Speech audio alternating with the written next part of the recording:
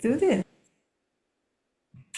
Hey, hey, hey, and thank you so much for finding the time to chat to me today. My name is Eugina or Liberty, for those of you who doesn't know me, and I'm an international pleasure and intimacy coach, and I help people around the world to create and keep juicy and passionate relationships and step into the best version of themselves. So, today I am so grateful to have this conversation with my client Michael, who we've been working for the past few weeks together. So, I would really love to chat to you, Michael, and ask more about what, first of all, maybe you would like to introduce yourself and like share a little bit about yourself to start with. Where to begin? My name's Michael. I'm an American settled in London.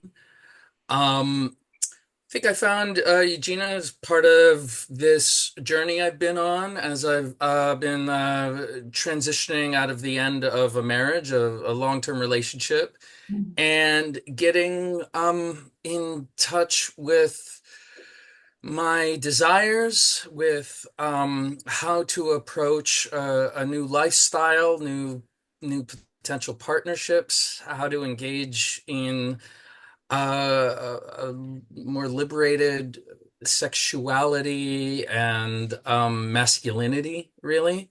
And I feel very grateful to have found you, Eugenia. Thank you so much. Thank you. And it's been such a wonderful experience to work with you. And just seeing you blossom and open up and just really step into a new version of yourself has been a real honor. And I would love for you to share a little bit with me and those who are watching. What do you feel have been the main thing that actually have, like, what was your experience like of working together and what benefits have you experienced? I think there was a lot that we did that is analogous with what you might find in a lot of talk therapy or CBT, where we kind of way back when I first started in therapy as a teenager, we talked about core assumptions. At this point, we were really kind of looking at these fundamental ways I view myself and some of the like unfair and unpleasant little maxims that seem to inform my perspective. And working with you, Eugenia, we went through all of that very gently and openly and sensitively. And I felt free enough to open up about the things that I really haven't liked about myself, things that deeply saddening and deeper wounds that I continue to carry on that aren't quite as addressed as I've wanted them to be, as I've needed to address them. And we reframed my thinking. I think so much of that is I didn't have to like throw out my identity and try to embrace some other one. It was more just a shift of perspective, and questioning some core thinking that just wasn't helping me anymore. And we went from there. I felt immediately like some burdens and some blocks were lifted, and I could embrace myself. I could be more loving with myself and feel more present and secure with other people. And that made me more attractive and appealing to other people. It made my time with them more pleasurable for me. And that sort of turned into a positive feedback cycle more and more. I felt more and more comfortable, felt more and more confidence, more and more um, pleasurable, gratifying experiences with more people, new people, or people that I was already close with. It was really lovely. I didn't uh, change into somebody else. I uncovered something in me. It's so beautiful. And it feels like there is that a sense of ease that is present now within you that haven't been there before. Yeah, yeah. I was holding a lot of tension, I think, in every sense of the word. Um, and that's very much informed by fear and pain, which I don't have to be ashamed of, but I also don't have to live with, at least in the way I was coping. Um, because the resulting tension of the way I was going have been going about my life from time to time, just the way I've been coping has not made me uh, feel at ease with myself or anyone else. I mean, I guess that's what tension is. It's just this constant sense of unease or anxiety or uncertainty, self-doubt, and to find like I don't need to doubt myself. I'm okay as I am right now. In fact, I'm finding I'm kind of wonderful as I am sometimes. That's all right. Why? Yeah. Other people are treating me that way. Yeah, Why should I doubt them? They like me. I'm worth I'm worth liking. yeah. But I mean it was more than just like basic self-esteem. I mean there's a richness to Mm. my experience that I could uncover when I could let go of the anxiety that was right in front of me. Sort of like taking blinders off a little bit. Yeah, this is so beautiful. And thanks so much for sharing that. I feel like a lot of men are going through life like wearing a mask of that they should be somebody when Uh-huh. actually that there is like real suffering going on inside. Absolutely. Absolutely. I I think I can think of kind of two prevailing paradigms of masculinity, of manhood. There was certainly the example that a lot of fellas my age and older looked at in our fathers and grandfathers, and this notion of a sort of stoic man, a man that isn't very expressive.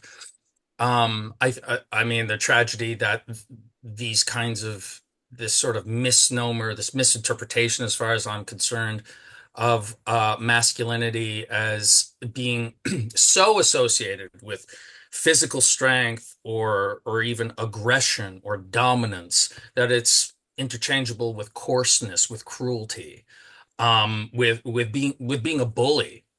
Never mind being a misogynist, or and for I think people who grew up around the time I did, particularly as we had like a generation of strong mothers and sisters to defy some of those assumptions and behaviors by this sort of old school machismo. Uh, boys like me learn to reject that crap. Like that's not what manhood needs to be. That's not these are the kinds of men I want to be. But on the other side, this other sort of paradigm that I found myself falling into uh before you and I met, I really had no use for the idea of masculinity at all. Like, what really is the point of dividing the masculine from the feminine so much? Men can be nurturing. I love being nurturing. Women can be potent and powerful and have display all kinds of strength. What's the difference, you know? But while that seems like liberated and egalitarian, and I'm unabashedly, I'm an affirmed feminist. As far as I understand, I embrace the idea of feminism is about empowering, 50% of the human population. Like, why wouldn't we embrace everyone's potential? But what's distinctive about women and men doesn't have to be defined by uh, generations of patriarchy oppressing women. What can be useful in defining masculine energy and feminine energy what's available there is a whole treasure trove. So we don't have to throw out the binary necessarily. Sometimes energies overlap, it doesn't really matter. But I found that I was quite unfulfilled, and I was still anxious and even self-loathing about the fear that I might be that kind of ugly macho man, that I'm just suppressing this sort of nasty beast. And so the compensation is that, like, well, I don't care about that manhood masculinity crap. I mean, that doesn't, whatever, it's all nonsense. Like, well, that's a lie. Because I do have distinctively, conventionally masculine qualities. And they're not ugly, and they're not inherently oppressive. They're not inherently aggressive or dominant my strength in my masculinity does not happen at the cost of any woman's strength in her femininity. And we can go further and say, yeah, and I still carry some feminine energy. And many self-identifying women carry masculine energy, and it's beautiful. The question is like, how does it manifest in us? And how does it serve us? Mm. And this very basic question of, in addressing our interactions, Eugenia, and like building up the specific behaviors I needed to look at, I was wondering about sex, my sex life, just practically speaking.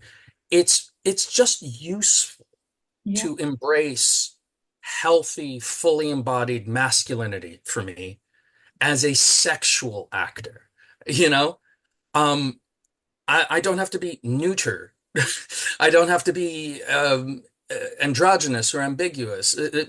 That's perfectly legitimate for lots of people. But I can embrace my masculinity and bring this potency to, I mean, I'm heterosexual, and I bring this potency to women Mhm. who are, are grateful for the confidence and the security and the strength I offer them.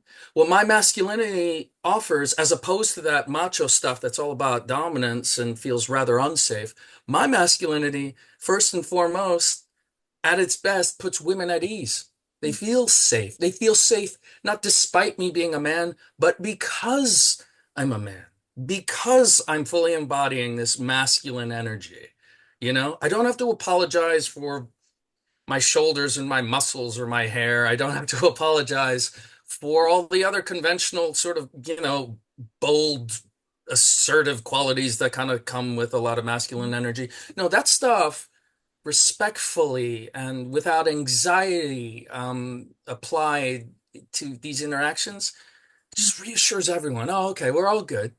No one has to feel ashamed of anything. No one has to apologize for anything, and no one has to fear that anyone's doing anything wrong or anyone's going to hurt anyone. Anyone's going to dominate anyone. He's got a lot of energy, but that doesn't mean he's going to try to bully and control Mhm. anyone.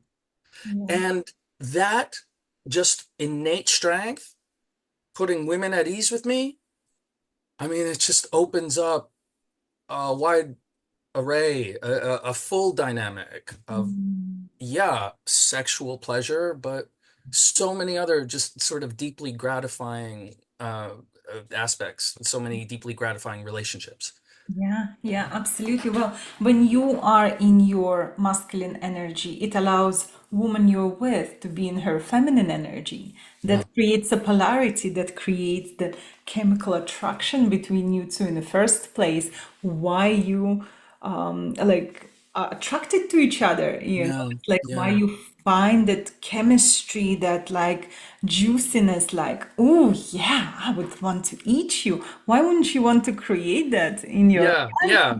And it is chemical. It is natural. It is biology. It's okay. There's nothing wrong Mm, with our biology happening to manifest what, you mm, know, we speak in these esoteric terms about energy, but practically speaking, when someone just feels comfortable being who their authentic self is, when somebody's comfortable being who they are, mm, and I'm comfortable being who I am, yeah. we feel free.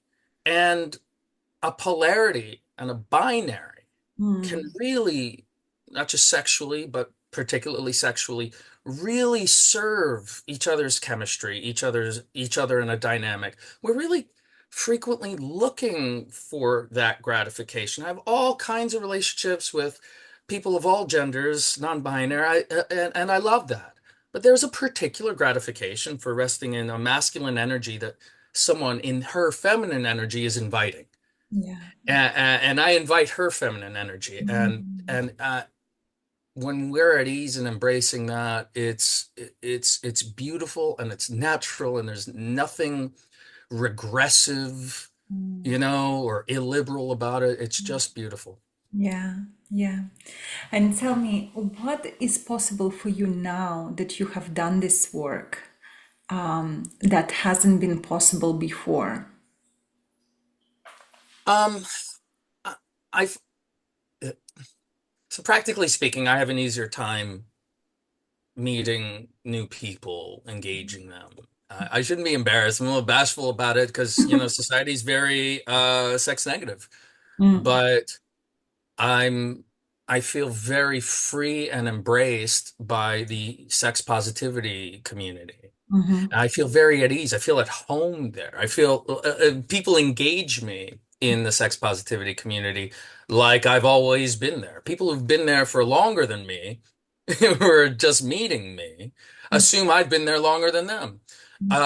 I've slotted right into whether they're socials yeah, or whether they're, other more intimate engagements, yeah, casual or more physical or whatever. I feel just more at ease, presenting who I am to people without apology. And people I think would have intimidated me, and even still maybe like make me a little unsure, I can find them on their terms, and they can meet me on mine, and we both kind of ha have an easy time just seeing each other, being present with each other, mm, even admitting like, you know what, you make me anxious too, but I'm grateful to be here and just to be open and chat with you and connect with you. I live with a lot of opportunity, and I live with a lot of conscious gratitude. And I express that to people. That's totally liberated. I get to trust who I am and not try to be anything for anyone else. And the result of that are a lot of relationships and interactions, and engaging in environments, parties or events that I was never going to engage in. I was never going to feel comfortable in, but now it feels like home. mm. It's great. I have community. That's so beautiful. That's so beautiful. And I think it's like it really what a lot of humans are lacking this time is to feel that we belong. Yes. Yeah. That sense Yeah. of belonging that is like actually my place is here as is yours. And Yeah. this is so wonderful to hear. So Well, wonderful to hear. it is a proper crisis for me, the end of my marriage, because I realized so many of my friends were my ex's friends. Mm, And so who am I? What is my community? And I was quite lost. mm, And how do I even begin to build new bridges, to build a community? So to find acceptance by, it gets thrown around like it's cliche, but to first accept yourself, I mean, that's a big deal. That's pretty hard. But being able to truly embrace myself in a community of people where that is the central tenet, embrace yourself, embrace who you are, and embrace all of us. yeah. And as long as you are here with consent and respect, you can be whoever you need to be. You can desire whatever you need to desire as long as consent and respect are present. Mm, Uh, it is the most wholesome dynamic, yeah. the most welcoming kind of experience. Maybe the sex positivity community isn't right for everybody, but boy, it can be. It seems like it, and I found home. Yeah. I think self-acceptance is definitely for everybody. Yeah, that's for sure. That's Self-acceptance for for sure. everybody. However that manifests. Yeah. Yeah. Yeah. Yeah. Yeah. And tell me, Michael, who would you recommend working with me? Like if someone is out there and they thinking is like, oh, shall I not? I don't know if it's for me or not. Like, what would be your wish for those people who are looking for something, but maybe yeah, they are unsure of themselves or something like that? Or who would you recommend working with me? Who would you say is the right? Yeah. Yeah. I mean, I, I can only sort of speculate as to the experience of women or non-binary folks or folks who aren't, cisgendered male like me. Mm, But I think there's a lot of overlap. There's a lot of universal mm, self-doubt, self-loathing, anxiety, tension, particularly around questions of sex, mm, questions of engaging people intimately, um, and being present by first embracing yourself so that you can be out of your neurosis and actually be present with somebody else. I think whoever you are, if you're struggling, I don't love the term, but I get it when people talk about being in their heads. If you're that kind of person, and I've frequently been described as in my head and overthinking, but what they're getting at is like you're not really present with somebody else, and you wish you were.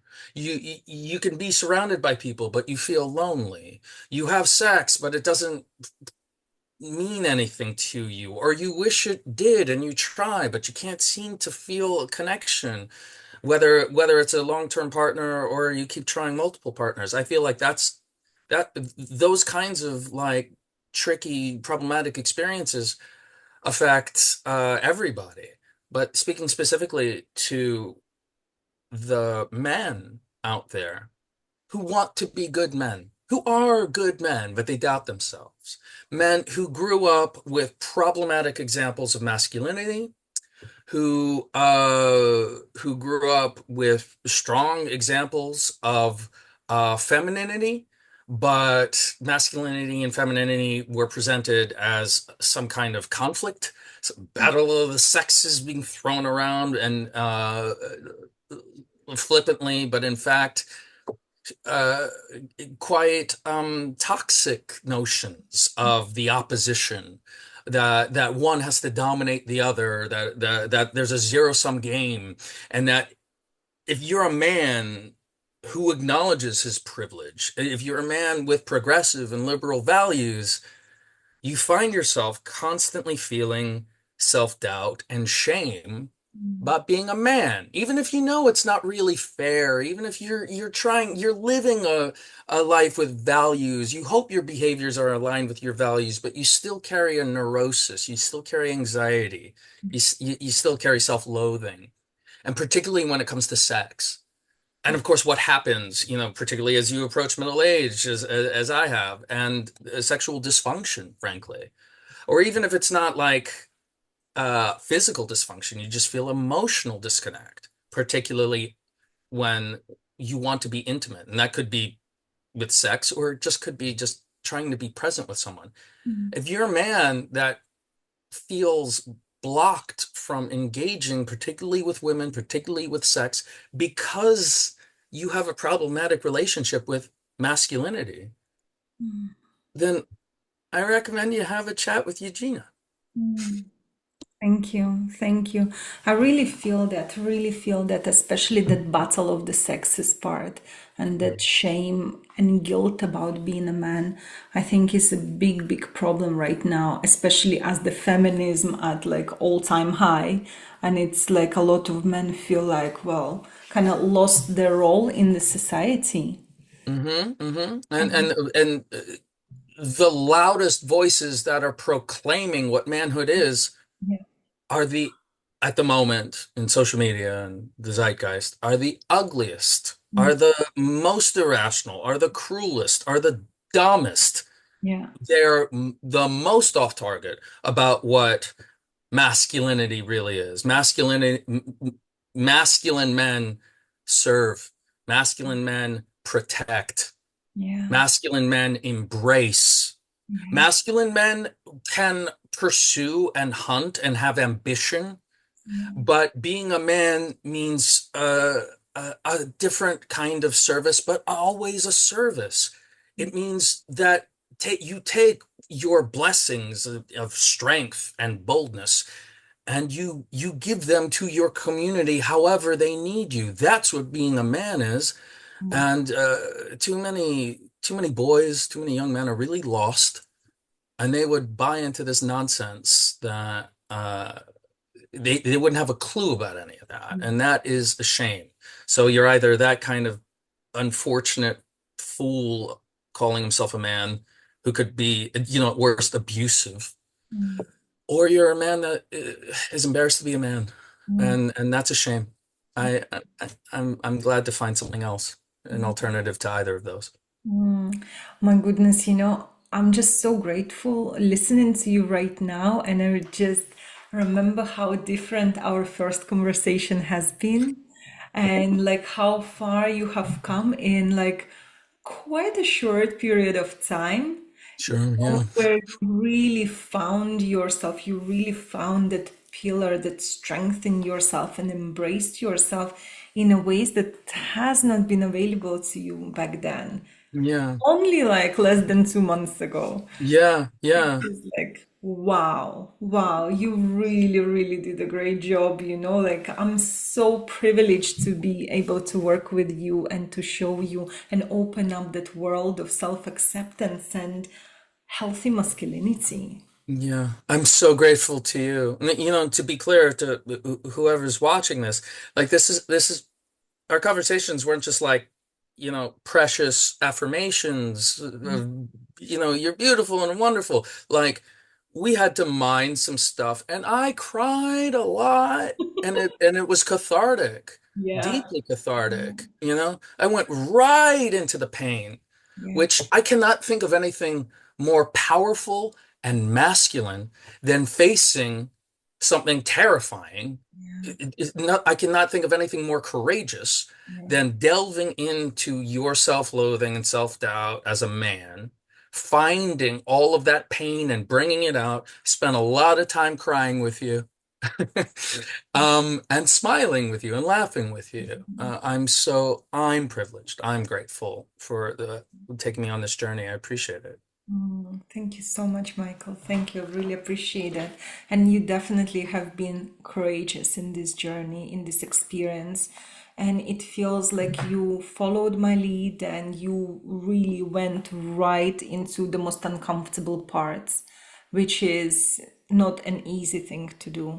And here you are embracing and living the benefits of it all. So, massive congratulations to you. And I'm so grateful that we have crossed paths. And I wish you the most incredible journey onward from here. Thank you so much. I'm so appreciative. Thank you.